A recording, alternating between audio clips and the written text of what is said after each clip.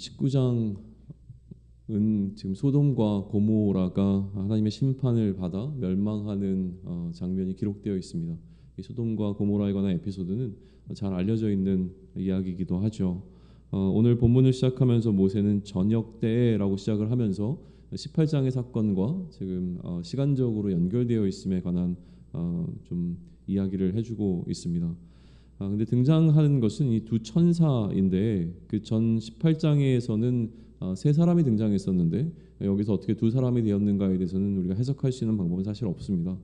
그렇기 때문에 이 두 사람, 두 천사가 지금 온 것으로 그냥 이해하면 될 것 같고요. 굳이 뭐 해석을 하자면 한 분은 이제 여호와였을 것인데 지금 여호와가 아브라함과 대화하는 과정에서 지체되었지 않겠냐 이렇게 해석하는 사람도 있는데요. 뭐 그게 크게 중요한 것 같지는 않습니다. 어쨌든 두 천사가 소돔에 이르렀고 이 두 천사가 소돔에 이르렀을 때 마침 롯이 성문에 앉아 있다가 이 두 사람을 발견하게 되죠. 이러한 내용은 아브라함이 이 세 명의 사람을 만났을 때의 장면과 비교해서 이 내용을 읽도록 만들어주는 역할을 해줍니다. 당시에 아브라함은 장막 문 앞에 앉아 있었고요. 지금 오늘 본문에서 롯은 성문 앞에 앉아 있죠. 성문이라고 하는 장소를 이제 해석할 때에 그 소돔 지역에서 어느 정도 사회적인 포지션에 이 롯이 올라가 있었을 것이다라고 하는 것을 이제 해석하려는 학자들이 좀 있습니다. 그리고 거기에 이제 덧대서 롯의 아내가 나중에 이 뒤를 돌아보게 되어지는데요. 그러니까 뒤를 돌아봤다는 그 사건은 무언가 남기고 온 것이 많다라고 하는 것을 이제 유추해서 해석하다 보니까 아마 롯이 그 도시 안으로 더 깊숙이 들어갔던 이유, 그리고 이전에 이제 그 포로로 끌려갔던 그 사건이 있었음에도 불구하고 여전히 그곳에 남아 있었던 이유, 또 그가 성문에 앉아 있었던 이런 이유들을 이제 통합해서 아마도 롯이 상당히 거기서 부를 축적하고 사회적 지위를 누리면서 소돔에 거했을 것이다라고 이제 해석하는 좀 의견들이 있습니다. 뭐 그러나 뭐 그게 중요한 것 같지는 않고요. 지금 이제 아브라함과 롯을 비교해서 읽다 보면 공통점이라고 하는 것은 아브라함이 이 방문자들을 향해서 보였던 정성이라고 하는 이 태도가 롯에게서도 등장하고 있다라고 하는 겁니다.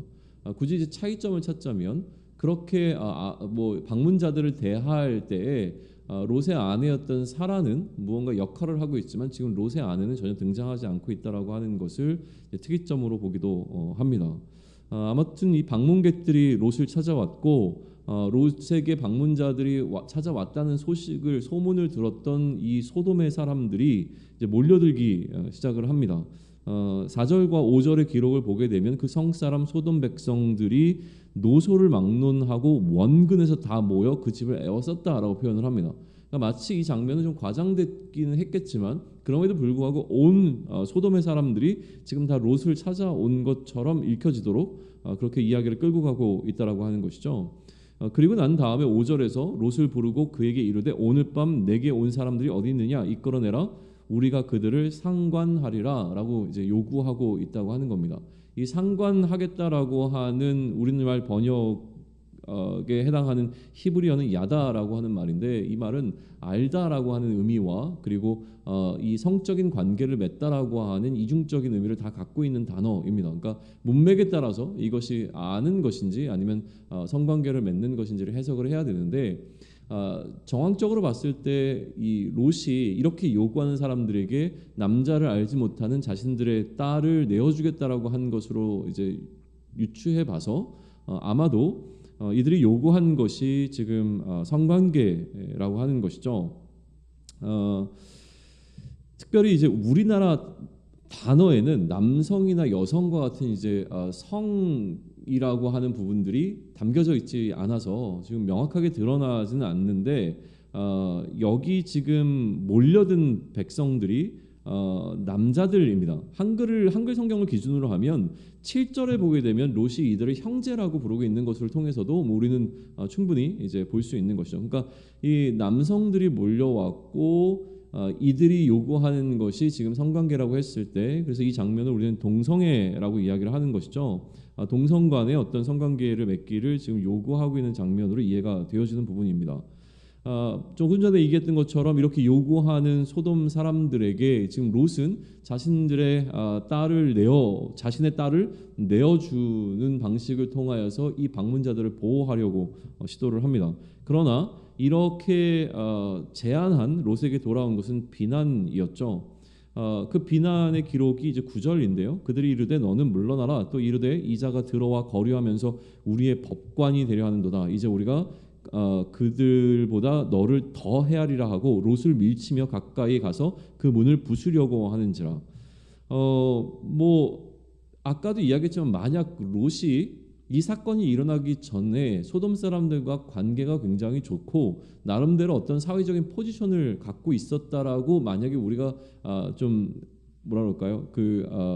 그렇게 상황을 우리가 좀 이해하고 본다고 했을 때 어떤 일이 발생하자 실제로 이들 관계에 이제 민낯이 드러나고 있는 것이죠. 그러니까 소돔 사람들이 이 롯을 어떻게 평소에 생각하고 있었는가라고 하는 것이 이제 그 밑바닥부터 나오기 시작하는데 여전히 이들에게 롯은 이방인이었다라고 하는 것이고요. 그러한 롯이 그들을 향하여서 무언가 이야기를 했을 때 이제 네가 우리의 법관이 되려 하느냐 라고 하면서 좀 비아냥거리는 장면이 지금 등장하게 되는 겁니다. 그리고 거기서 끝나지 아니하고 오히려 이제 롯을 해하려고 하는 장면까지 이어지고 있는 것이죠. 그래서 방문했던 이 방문자들이 롯을 보호하기 위해서 소돔 사람들의 눈을 멀게 하는 일이 이제 이어지게 됩니다. 그리고 나서 이 롯에게 소돔의 멸망 계획을 알려주죠. 그리고 롯과 롯에게 속한 자를 성 밖으로 이제 인도하려고 이제 시도를 하게 됩니다. 그래서 롯이 이 방문자들로부터 하나님께서 이 소돔을 멸하신다라고 하는 계획을 듣고 난 이후에 이 계획을 자신의 사위들에게 이야기를 했는데 돌아온 것은 이제 농담으로 여기는 거였죠. 이 농담이라고 번역이 되었지만 우리가 이전에 살펴봤던 아브라함과 사라가 웃었던 그 웃음과 같은 포인트입니다. 그러니까 이들 역시 이 하나님의 계획에 대해서 전혀 받아들이지 못하고 있었다라고 하는 것으로 이해가 되는 부분입니다. 천사가 그래서 이제 롯을 재촉하게 되죠. 이제 뭐 시간이 없다. 근데 롯이 약간 지체를 하게 됩니다. 그러니까 장면은 어떻게 되냐면 이 방문자들이 롯과 또 롯의 아내 그리고 딸의 손을 붙잡아서 이끌고 억지로 성 밖으로 끌고 나가는 장면이 등장하게 되어집니다. 그리고 성 밖으로 끌고 나간 이후에 이야기를 하는 것이죠. 이제 산으로 도망쳐서 거기서 좀 피해 있어라라고 이야기를 합니다. 근데 롯이 요구를 합니다. 그 산까지 못 갈 것 같고 근처 성읍으로 도망할 수 있겠느냐. 그랬더니 그 간구를 이제 들어주죠. 그리고 그 성읍을 소알이라고 부르게 되어지는데요. 그 소알까지 그 성읍까지 성읍에 도착하기까지 하나님께서 이제 이 심판을 좀 유보하고 계시는 장면이 등장하게 됩니다. 그리고 그 일행이 이제 소알이라고 이제 불리게 되는 그 성읍에 도착하니까 24절에 이제 그 유황과 불이 소돔과 고모라에 비같이 내리기 시작을 했습니다. 그리고 25절에 보게 되면 다 멸하셨더라라고 하면서 이 심판이 끝나는 장면이 등장하고 있죠. 그런데 이제 롯의 아내는 그 과정 가운데서 뒤를 돌아봄으로 소금 기둥이 되어집니다. 자, 그런데 이제 우리가 본문을 읽었던 27절과 29절이 그 다음에 잠깐 등장합니다. 19장의 전반적인 이야기는 롯에 관한 이야기인데 그 중간에 이 석절을 통해서 아브라함이 등장하고 있다는 거예요. 그런데 이 석절을 보게 되어지면 특히 29절에서 뭐라고 기록을 하고 있냐면 하나님이 그 지역의 성을 멸하실 때에 곧 롯이 거주하는 성을 엎으실 때에 그러니까 지금까지 있었던 이야기를 한 줄로 요약하고 있죠. 있었던 일을 이렇게 하실 때에 하나님이 롯을 생각하사가 아니라 아브라함을 생각하사 롯을 그 엎으시는 중에 내보내셨더라라고 되어 있습니다. 물론 이제 아브라함과 하나님이 나눴던 대화의 장면을 떠올리게 하는 대목이긴 하지만 그러나 지금 롯이 의인이었기 때문에 혹은 롯이 하나님 앞에서 이 심판을 피할 수 있을 만한 충분한 어떤 조건이 되었기 때문에 하나님께서 롯에게 이러한 기회를 주셨다라고 지금 성경은 이야기하고 있는 것이 아니라 하나님께서는 롯이 아닌 아브라함을 기억하사 롯에게 이렇게 하셨다라고 하는 방식을 통해서 롯이 받은 것은 은혜라고 하는 부분을 좀 강조해 주고 있는 장면으로 이해를 하게 되어집니다. 그러니까 그것을 위해서 지금 이 석절이 삽입됐다라고 하는 것이죠. 소돔과 고모라가 멸망당하는 에피소드가 끝나고 난 이후에 30절로부터 38절은 그 이후에 있었던 한 가지 에피소드를 더 기록하면서 이제 마무리를 하고 있는데, 소알에 이제 갔던 그 롯과 또 그 두 딸은 뭔가 두려움을 느끼고서 산으로 가서 굴에 거주하기 시작을 합니다. 이제 굴에 거주하자 큰 딸이 작은 딸을 설득하죠. 그래서 아버지를 통해서 우리가 자녀를, 그러니까 후손을 갖자라고 하는 계획을 이야기하고 그걸 실행에 옮기게 됩니다. 롯을 술 취하게 하고 하루씩 아버지와 동침해서 롯이 알지 못하는 사이에 임신을 하게 되어줍니다. 이게 굉장히 아이러니인데요. 오히려 롯은 이 남자를 알지 못했던 두 딸을 방문자들을 보호하기 위하여서 소돔 사람들에게 내어주려고 했습니다. 근데 결국 이 두 딸을 범하게 된 것은 소돔 사람이 아니라 이제 롯이라고 하는 부분에 이제 많은 학자들이 좀 관심을 갖게 되어집니다. 근데 뭐 그 부분에서 우리가 특별한 더 큰 의미를 둘 것은 아닌 것 같고요. 어쨌든 성경에서 이야기하고 있는 이 이야기의 중요한 포인트는 그렇게 해서 낳게 된 아이들입니다. 각각 이제 아이를 낳게 되어지는데, 큰 딸은 아들을 낳아 이름을 모압이라 하였으니 오늘날 모압의 조상이요, 작은 딸도 아들을 낳아 이름을 베남미라 하였으니 오늘날 암몬 자손의 조상이었더라라고 기록하면서 마무리하고 있는데, 결국 이 롯의 스토리는 이스라엘에게 무슨 이야기를 해주고 있냐면, 그들과 어떤 좀 뭐라 그럴까, 불편한 관계에 있었던 모압과 이 암몬의 조상이 누구였는가라고 하는 부분을 밝혀주는 방식으로 기록되어 있으면 우리는 좀 보게 되는 겁니다. 그러니 이제 다시 좀 정리를 해보면, 기본적으로 이 롯과 관련된 이 소돔과 고모라의 멸망 사건은 가나안을 정복해야 하는 이들에게, 이제 가나안을 정복할 그 시점에 놓여 있었던 이스라엘 백성들에게 하나님께서 한 성을 어떻게 멸망시키시는가라고 하는 부분을 보여주고 있는 장면일 것입니다.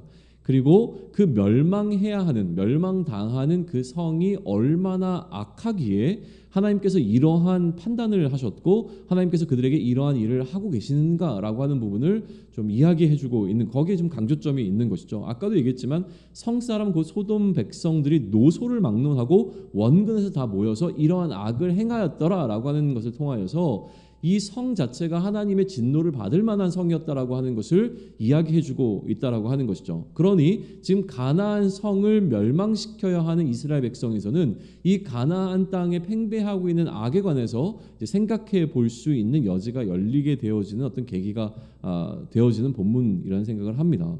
그 성에 의인이 있는가라고 하는 질문이 던져지는 포인트가 되는 것이죠.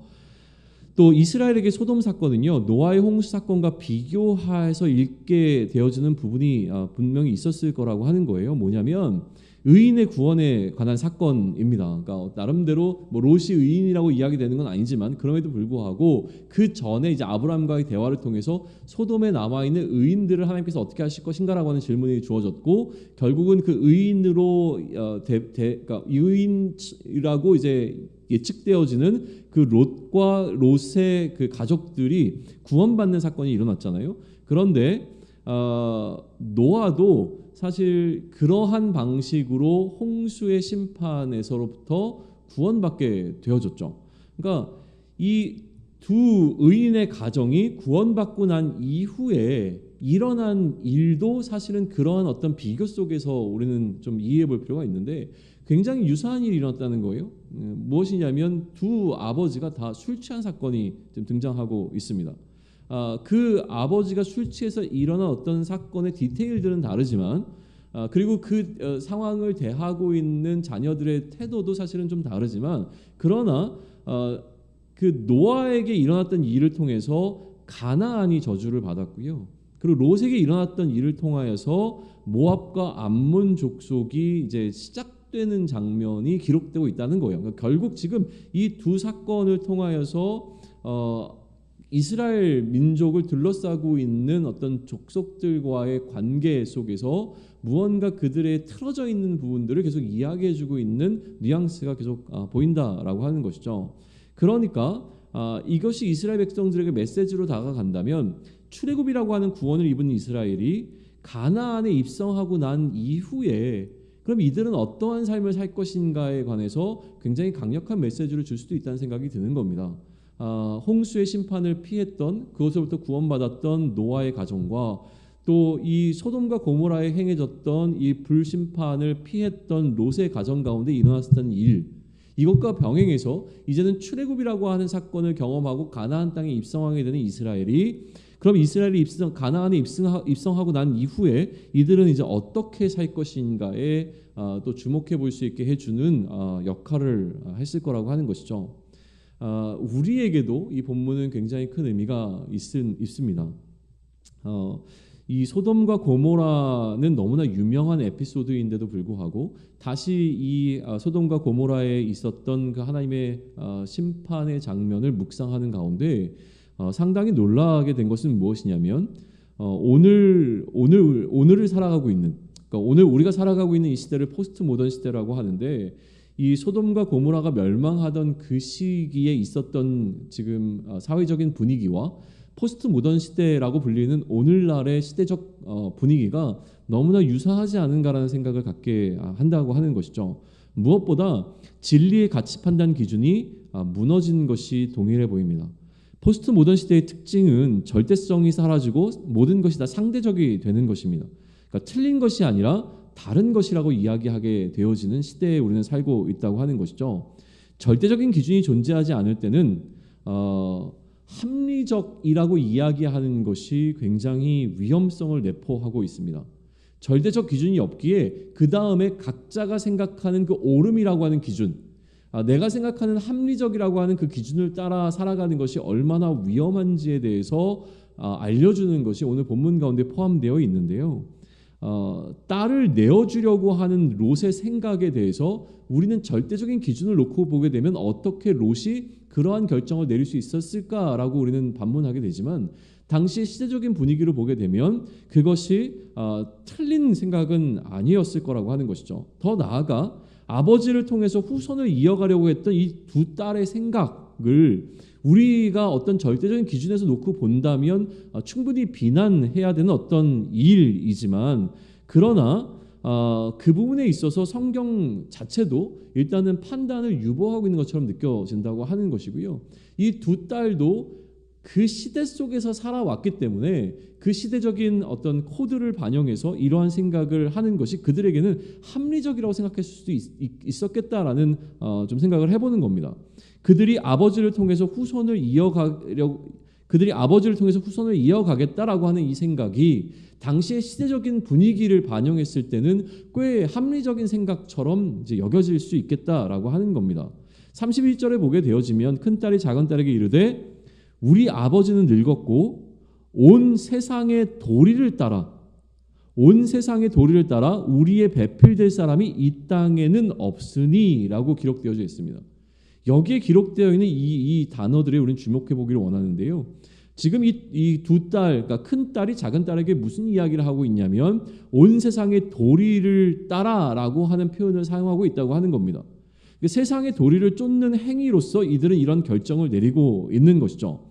그러니까 실제로 모압과 암몬 족속에게 있어서 이 모압과 베남미의 어머니들은, 즉 롯의 딸들은요, 그 민족에게 있어서는 영웅처럼 여겨지는 어머니들이었을 것이라고 하는 것이 너무나 분명하다라고 하는 것입니다.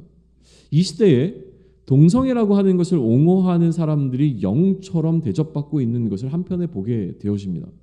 그러나 성경은 아브라함을 여호와의 도를 따름을 위해서 택하셨다라고 이야기하고 있습니다.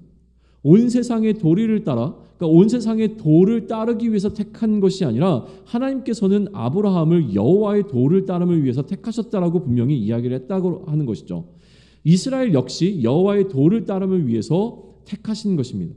성경은 아브라함을 여호와의 도를 따름을 위해서 택했다고 말씀하시고 이스라엘 또한 그렇기에 여호와의 도를 따름을 위해서 택함을 받게 된 것입니다. 그리스도인들은 온 세상의 도리가 아니라 여호와의 도를 따름을 위해 택했음을 기억해야 합니다. 그리스도인으로 부름받은 우리 역시 온 세상의 도리가 아닌 여호와의 도를 따름을 위해서 택함을 받았다라고 하는 그 사실을 우리는 기억해야 한다는 것입니다. 18장 19절은 이렇게 기록합니다. 내가 그로 그 자식과 건속에게 명하여 여호와의 도를 지켜 의와 공도를 행하게 하려고 그를 택하였나니 이는 나 여호와가 아브라함에게 대하여 말한 일을 이루려 함이니라. 아멘. 세상의 질서가 아닌 그리스도의 질서를 따라가는 우리가 되기를 소망합니다. 세상의 오름이 아닌 그리스도의 오름에 오늘을 맡기고 지체하거나 뒤돌아봄 없이 구원의 여정을 끝까지 걸어갈 수 있는 오늘이 되기를 축원합니다. 아멘.